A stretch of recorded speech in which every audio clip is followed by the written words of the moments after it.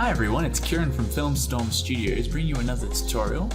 And in today's tutorial we're going to be looking at creating star trails for our time-lapse footage. So basically, let me bring up what the final result will look like. Let's jump back. So we're going to be essentially creating these juicy looking star trails. And you can even see that we've got some from a plane that flew by. So you need to kind of make sure that there's no plane paths in your vicinity for this to get it beautifully straight. So let's just jump out of here. And in order for this effect, we're using Nuke, and you can actually find a trial for Nuke if you can't afford it on their website, and you can download that for free. And we won't need any special plugins or anything. We're just going to be using this effect called Time Echo, and I'm going to show you how that works. But in order to get your footage into Nuke, you just need to press R on the keyboard, and then that way you can you can just read your file. And then once that's in, you'll have this little node view, and these things are called postcards, the little view, and that way we can actually see what it is. And if you can't see it, just come to the node and click on this, and then that way you can have like a little preview of where your footage is. And you could even rename it if you wanted to. So you could even change that from read one to your star footage. I can spell. There we go. So that's how you get your footage in there. And you've also got these things called viewers. So say you had like another thing. Let's bring in like a checkerboard. You can actually press 2.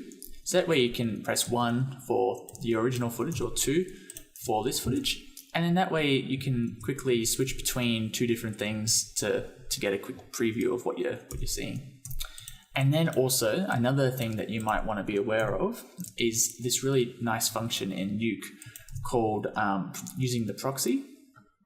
And it's basically this little button up here. So right now, if you zoom out, I'm actually viewing my footage at its original resolution of 2784 by 1856.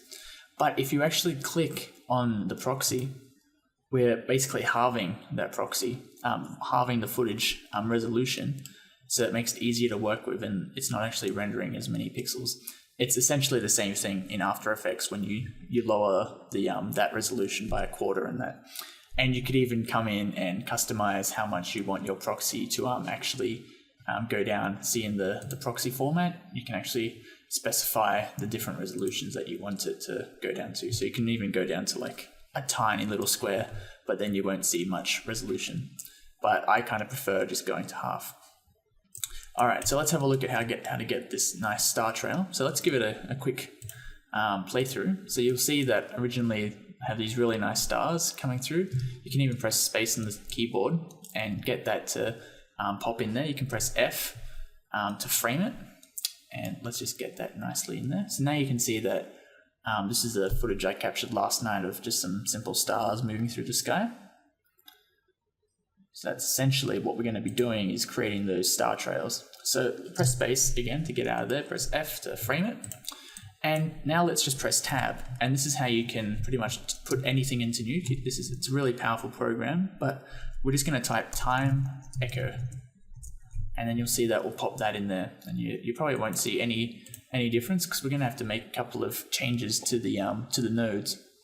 So let's just come up to the end, like around the last third, so that way we'll be able to see it apply the effect. And let's make it, say, 100 frames. So essentially this is going to look 100 frames behind it and create the star trails. And bam, it's pretty straightforward. And now if you press play, you'll see that it's actually creating these star trails.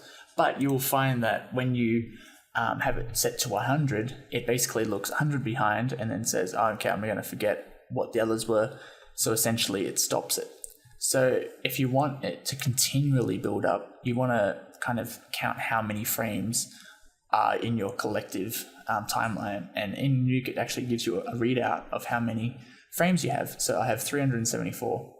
So technically I'd want to hold it for 374 frames. So you can go 374, and then this will collect all of the frames and hold it for that time period. So you will get this beautiful, crispy looking star trail. And then you can press play and you can see that we now have these beautiful star patterns coming through. So that looks really nice. And then you could even put a little bit of a glow to really bring it out very subtly. So you can even come in and put a glow, and we can bring up the tolerance. You're going to see it in these here as well, and just bring it down a tiny bit. You just want it, otherwise, so you can really punch it. But let's just have it a very subtle glow. That will bring it out, and you can actually toggle on and off these nodes by pressing D. Once it turns off, so there we go. So you can see on and off. And you actually want to make sure that your mouse is in the correct window. So if I press it up here, it will still do it, but for some of the commands, like if I press spacebar, see how when it maximizes the node view? So you might be like, oh, well, it's not working. So it's relative to where your mouse is. So if you want to maximize this window, just press space with your mouse in that window. And press F again. And now you can see that we have these really nice looking star trails. And in order to render this out, it's a little bit different to After Effects when you go up and say add to media queue or render queue. And all you need to do is actually press W, and that will set up a write node, and writing it is essentially writing it out to your disk. So if you come up to your file, I've actually got my star time-lapse set up here, and I'm just going to call this Timelapse 2. And you can't actually just press save. You're going to have to actually type in the end format of what you're doing. So you can either type JPEG or MOV. So I'm going to type MOV for the QuickTime movie file.